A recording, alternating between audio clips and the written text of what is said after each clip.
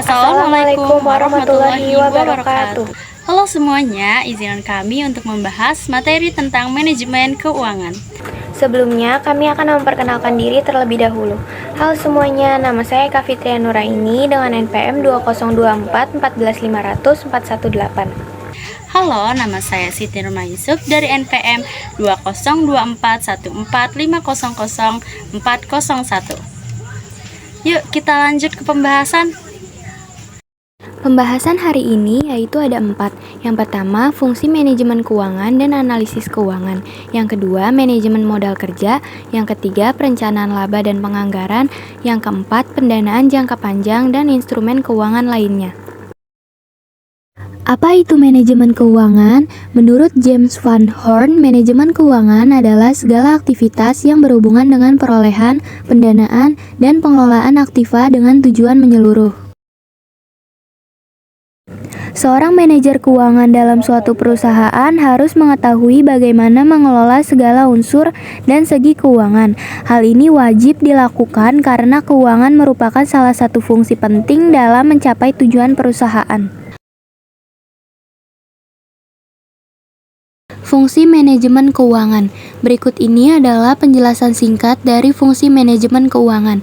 Yang pertama, perencanaan keuangan, yaitu membuat rencana pemasukan dan pengeluaran serta kegiatan lainnya untuk periode tertentu. Yang kedua, penganggaran keuangan, yaitu tindak lanjut dari perencanaan keuangan dengan membuat detail pengeluaran dan pemasukan untuk memastikan dana yang sesuai dengan tujuan perusahaan. Yang ketiga, pengelolaan keuangan, yaitu menggunakan dana perusahaan untuk memaksimalkan dana yang ada dengan berbagai cara. Yang keempat, pencarian keuangan, yaitu mencari dan mengeksploitasi sumber dana yang ada untuk operasional kegiatan perusahaan. Yang kelima, penyimpanan keuangan, yaitu mengumpulkan dana perusahaan serta menyimpan dan mengamankan dana tersebut. Yang keenam, pemeriksaan keuangan, yaitu melakukan audit internal atas keuangan perusahaan yang ada agar tidak terjadi penyimpangan. Yang ketujuh, pengendalian keuangan, yaitu melakukan evaluasi serta perbaikan atas keuangan dan sistem keuangan pada perusahaan. Yang terakhir, pelaporan keuangan, yaitu penyediaan informasi tentang kondisi keuangan perusahaan sekaligus sebagai bahan evaluasi. Analisis keuangan adalah proses evaluasi laporan keuangan untuk membuat keputusan yang informasional. Analisis ini bermanfaat untuk mengetahui bagaimana dana digunakan dan asal perolehan dana tersebut. Alat analisis yang bisa digunakan untuk mengetahui kondisi dan prestasi keuangan perusahaan adalah analisis rasio dan proporsional. Analisis rasio bisa dikelompokkan menjadi 6 jenis. Yang pertama, rasio likuiditas. Rasio ini untuk mengukur kemampuan perusahaan untuk memenuhi kewajiban finansial jangka pendeknya. Yang kedua, rasio leverage. Rasio ini digunakan untuk mengukur seberapa banyak dana yang disuplai dalam proporsinya dengan dana yang diperoleh dari kreditur perusahaan. Yang ketiga, rasio aktivitas. Rasio ini digunakan untuk mengukur efektivitas manajemen dalam menggunakan sumber dayanya. Yang keempat, rasio profitabilitas. Rasio ini digunakan untuk mengukur efektivitas manajemen yang dilihat dari laba yang dihasilkan terhadap penjualan dan investasi perusahaan. Yang kelima, rasio pertumbuhan. Rasio ini digunakan untuk mengukur seberapa baik perusahaan mempertahankan posisi ekonominya, pertumbuhan ekonomi, dan industri. Dan yang terakhir, rasio penilaian. Rasio ini merupakan ukuran prestasi perusahaan yang paling lengkap dan rasio tersebut mencerminkan kombinasi pengaruh dari rasio risiko dengan rasio hasil pengembalian. Modal kerja adalah kelebihan aktiva lancar terhadap hutang jangka pendek. Kelebihan inilah yang disebut modal kerja bersih atau net working capital. Tujuan utamanya adalah untuk mengoptimalkan efisiensi operasional sambil meminimalkan biaya dan risiko likuiditas. Jenis-jenis modal kerja. Yang pertama, modal kerja permanen, yaitu modal kerja yang ada pada perusahaan untuk dapat menjalankan fungsinya, dan terdiri dari A. Modal kerja premier. yaitu modal kerja minimum yang harus ada pada perusahaan untuk menjaga kontinuitas usahanya. B. Modal kerja normal, yaitu modal kerja yang dibutuhkan untuk menyelenggarakan proses produksi yang normal. Yang kedua, modal kerja variabel, yaitu modal kerja yang jumlahnya berubah-ubah sesuai dengan perubahan keadaan. Modal kerja ini dibagi menjadi 3. A. Modal kerja musiman, modal kerja yang jumlahnya berubah-ubah disebabkan oleh fluktuasi musim. B. Modal kerja sikilis, yaitu modal kerja yang jumlahnya berubah-ubah disebabkan oleh fluktuasi konjungtur. C. Modal kerja darurat, yaitu modal kerja yang jumlahnya berubah-ubah karena keadaan darurat yang tidak diketahui sebelumnya. Konsep modal kerja ada 3. Yang pertama, konsep kuantitatif, yaitu menggambarkan keseluruhan atau jumlah dari aktiva lancar, di mana aktiva lancar ini sekali berputar dan dapat kembali ke bentuk semula dalam jangka waktu pendek. Konsep ini disebut modal kerja bruto gross working capital. Yang kedua, konsep kualitatif, yaitu merupakan selisih antara aktiva lancar di atas hutang lancar. Konsep ini disebut modal kerja neto net working capital. Yang ketiga, konsep fungsional, yaitu menitikberatkan pada fungsi daripada dana dalam menghasilkan pendapatan income dari usaha pokok perusahaan. Manfaat modal kerja yaitu yang pertama, melindungi perusahaan terhadap krisis modal kerja karena turunnya nilai dari aktiva lancar. Yang kedua, memungkinkan untuk dapat membayar semua kewajiban tepat pada waktunya. Yang ketiga, memungkinkan bagi perusahaan untuk dapat beroperasi dengan lebih efisien karena tidak ada kesulitan untuk memperoleh barang atau jasa yang dibutuhkan. Laporan modal kerja merupakan ringkasan tentang hasil aktivitas keuangan suatu perusahaan dalam satu periode tertentu dan menyajikan keuangan perusahaan tersebut. Tujuan laporan perubahan modal kerja adalah memberikan ringkasan transaksi keuangan yang terjadi selama satu periode dengan menunjukkan sumber dan penggunaan modal kerja dalam periode tersebut.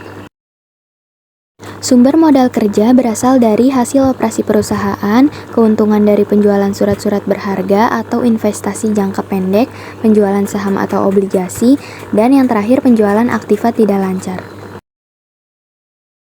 Modal kerja dapat berubah dikarenakan beberapa hal diantaranya, yaitu yang pertama, adanya kenaikan sektor modal, baik yang berasal dari laba maupun adanya pengeluaran modal saham atau tambahan investasi dari pemilik perusahaan, maka modal kerja akan bertambah. Yang kedua, adanya pengurangan atau penurunan aktiva tetap yang diimbangi dengan bertambahnya aktiva lancar, karena adanya penjualan aktiva tetap maupun melalui proses depresiasi, maka modal kerja akan bertambah. Yang ketiga, karena kerugian yang diderita oleh perusahaan, baik kerugian normal maupun kerugian eksidentil, maka akan mengurangi modal kerja. Dan yang keempat, adanya pembentukan dana atau pemisah aktiva lancar untuk tujuan tertentu dalam jangka panjang, maka akan mengurangi modal kerja. Manajemen keuangan yang efektif dan pengelolaan modal kerja yang baik merupakan kunci untuk menjaga stabilitas keuangan perusahaan dan mendukung pertumbuhannya. Perencanaan laba dan penganggaran. Definisi dari perencanaan laba dan penganggaran. Perencanaan laba yaitu proses penting untuk mencapai tujuan keuangan perusahaan. Laba terdiri dari dua, yaitu laba bersih dan laba kotor. Laba bersih yaitu keuntungan yang diperoleh setelah dikurangi semua biaya dan pajak. Lalu laba kotor yaitu keuntungan yang diperoleh sebelum dikurangi biaya operasional. Dan definisi penganggaran adalah proses penerjemahan rencana laba ke dalam rencana operasional yang meliputi anggaran penjualan, produksi, dan biaya. Tujuan perencanaan laba dan penganggaran. 1. Meningkatkan profitabilitas. Perusahaan dapat mengoptimalkan penggunaan sumber daya dan meminimalkan pemborosan. 2. Meningkatkan efisiensi. Membantu perusahaan dalam mengidentifikasi area yang perlu ditingkatkan dan mengalokasikan sumber daya secara tepat. 3. Meningkatkan koordinasi. Mendorong koordinasi dan komunikasi yang lebih baik antara berbagai departemen dalam perusahaan. 4. Mengurangi risiko. Dengan perencanaan yang matang, perusahaan dapat mengantisipasi tantangan dan risiko yang mungkin dihadapi. Anggaran berdasarkan ruang lingkup. 1. Anggaran parsial. Ruang lingkupnya terbatas, misalkan anggaran untuk bidang produksi atau bidang keuangan saja. 2. Anggaran komprehensif. Ruang lingkupnya menyeluruh karena kegiatannya meliputi seluruh aktivitas perusahaan di bidang marketing, produksi, keuangan, personalia, dan administrasi. Anggaran berdasarkan fleksibilitas. 1. Anggaran tetap atau fixed budget. Anggaran yang disusun untuk periode tertentu dengan volume yang sudah ditentukan dan disusun rencana mengenai revenue, cost, dan expense. Yang kedua, anggaran continue atau continuous budget. Anggaran yang disusun untuk periode waktu tertentu dan berdasarkan volume tersebut diperkirakan besarnya revenue, cost, dan expense, namun secara periodik dilakukan penilaian kembali. Faktor-faktor yang memengaruhi anggaran perusahaan. Ada faktor internal. Faktor internal berupa data, informasi, dan pengalaman yang terdapat di dalam perusahaan sendiri.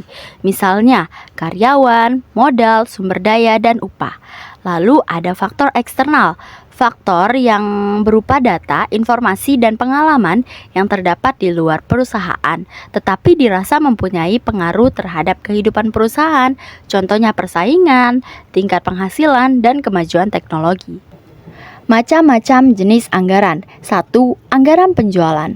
Anggaran ini memperkirakan penjualan di masa depan untuk membuat hasil penjualan perusahaan.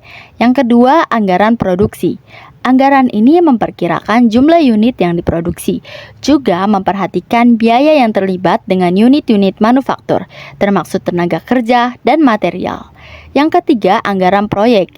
Biaya yang berkaitan dengan proyek perusahaan tertentu mencangkup tenaga kerja, bahan, dan biaya terkait lainnya. Yang keempat, anggaran kas. Anggaran ini memprediksi penerimaan kas di masa depan dan pengeluaran untuk periode waktu tertentu. Yang kelima, anggaran pemasaran. Anggaran ini memperkirakan dan yang dibutuhkan untuk promosi, iklan, dan hubungan masyarakat. Proses penyusunan anggaran. 1. Pengumpulan data dan informasi. 2. Pengolahan data dan informasi lalu menafsirkan. 3. Menyusun anggaran dan menyajikan secara sistematis. 4. Pengkoordinasian pelaksanaan anggaran. 5. Pengumpulan data dan informasi untuk keperluan pengawasan. 6. Pengolahan dan penganalisis data. Penyusunan anggaran laba. Yang pertama, perkiraan pendapatan. Dengan menentukan target penjualan dan harga jual berdasarkan riset pasar dan analisis historis. Yang kedua, perkiraan biaya. Dengan menghitung biaya produksi, pemasaran, dan operasional berdasarkan perkiraan volume produksi dan harga bahan baku. Yang ketiga, proyeksi laba. Dengan menghitung selisih antara perkiraan pendapatan dan biaya untuk menentukan target laba yang realistis. Fungsi anggaran. 1. Fungsi perencanaan merupakan dasar pelaksanaan fungsi-fungsi manajemen lainnya. Perencanaan meliputi tindakan memilih dan menghubungkan fakta-fakta serta menggunakan asumsi-asumsi mengenai masa yang akan datang. 2. Fungsi pengawasan merupakan usaha-usaha yang ditempuh agar rencana yang telah disusun sebelumnya dapat dicapai. Pengawasan juga mengevaluasi prestasi kerja dan tindakan perbaikan apabila perlu. 3. Fungsi koordinasi keselarasan tindakan bekerja dari setiap individu atau bagian dalam perusahaan untuk mencapai tujuan. Menciptakan adanya koordinasi diperlukan perencanaan yang baik antara satu bagian dengan bagian lainnya. Proyeksi laporan keuangan. 1. Neraca dapat menunjukkan aset, liabilitas, ekuitas perusahaan pada suatu periode waktu. 2. Laba rugi dapat merangkum pendapatan dan biaya untuk menentukan laba atau rugi selama periode tertentu. 3. Alur kas dapat menunjukkan pergerakan kas masuk dan kas keluar selama periode waktu tertentu. Analisis laporan keuangan. 1. Likuiditas. Likuiditas adalah kemampuan perusahaan untuk membayar kewajiban-kewajiban perusahaan yang harus dipenuhi. 2. Solvabilitas. Solvabilitas adalah kemampuan perusahaan untuk memenuhi semua kewajibannya, hutang jangka pendek dan jangka panjang apabila perusahaan diekuidasi atau ditutup. 3. Rentabilitas. Rentabilitas adalah kemampuan perusahaan dalam menghasilkan laba dengan semua modal yang bekerja di dalam perusahaan, modal sendiri dan modal asing, dengan rumus rentabilitas sama pendanaan jangka panjang dan instrumen keuangan lainnya. Instrumen keuangan lainnya. Yang pertama ada obligasi. Obligasi merupakan surat utang yang diterbitkan oleh perusahaan atau pemerintah yang menjanjikan pengembalian modal dan bunga. Yang kedua, saham. Saham merupakan bukti kepemilikan suatu perusahaan dan pemegang saham berhak atas bagian keuntungan perusahaan. Yang ketiga ada reksadana. Reksadana merupakan investasi yang dikelola secara profesional dan terdiri dari berbagai jenis aset. Instrumen keuangan lainnya. Yang pertama ada obligasi. Obligasi merupakan surat utang yang diterbitkan oleh perusahaan atau pemerintah yang menjanjikan pengembalian modal dan bunga. Yang kedua, saham. Saham merupakan bukti kepemilikan suatu perusahaan dan pemegang saham berhak atas bagian keuntungan perusahaan. Yang ketiga ada reksadana. Reksadana merupakan investasi yang dikelola secara profesional dan terdiri dari berbagai jenis aset. Tantangan dalam pendanaan jangka panjang. Yang pertama, persaingannya yang ketat. Perusahaan bersaing untuk mendapatkan dana dari para investor. Yang kedua, tingkat suku bunga. Tingkat suku bunga yang fluktuatif dapat mempengaruhi biaya pendanaan. Yang ketiga yaitu resiko ekonomi. Kondisi ekonomi yang tidak stabil dapat memengaruhi pengembalian investasi.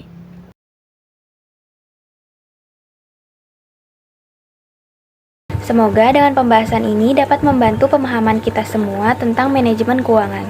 Baik, itu saja yang bisa kami bahas. Terima kasih, sampai jumpa lain waktu.